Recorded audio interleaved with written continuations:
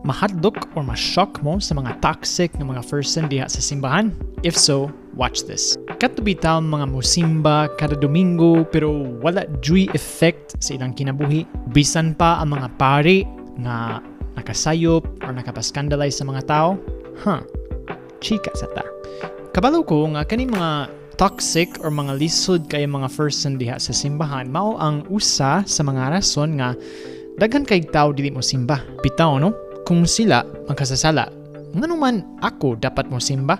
So ngano mo simba kung walay effect? So first, ang simbahan dili siya club sa mga perfect people, okay? Wala na gisulti sa Biblia or sa simbahan nga basta musimba ka, automatic nga perfect yun ka. No one is perfect.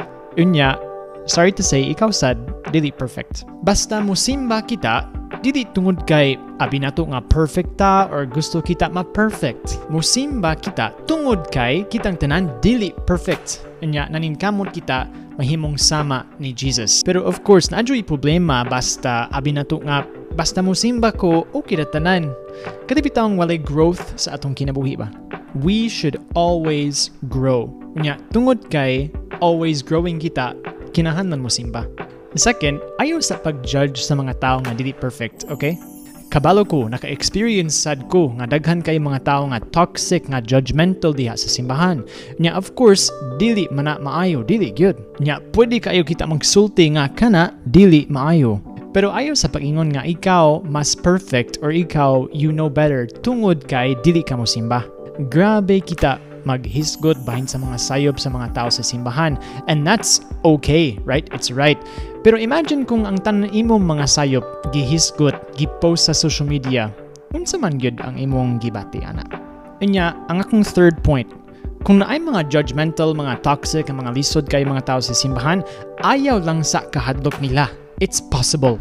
Naasad og mga maayong tao sa simbahan.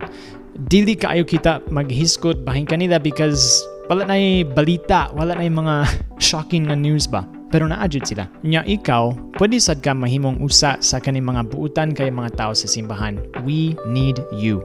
And last of all, lisod kaayo ani ang mga pari. So ako, pari ko. Let's talk about this. Yes, ang mga pari sad, dili jud sila perfect. Okay? Dili sila Ginoo, mga tao sad sila. Naadjud og mga pari nga nakabuhat og mga skandal, mga dako kaayong mga sala.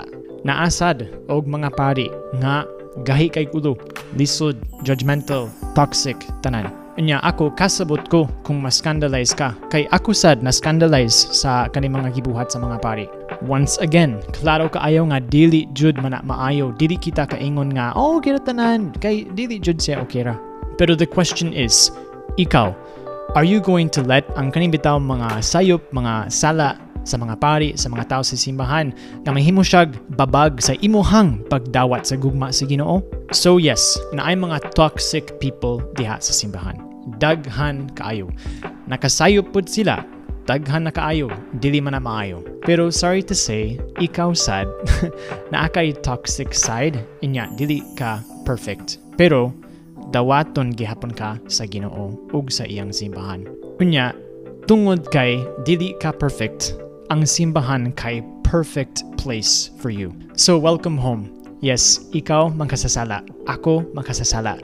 Pero naningkamot kita nga adto sa simbahan, mahimong kita part sa kaning pamilya sa Ginoo para manighiusa kita ni Jesus. Nya hinahinay, mahappy ka isip pamilya sa Ginoo.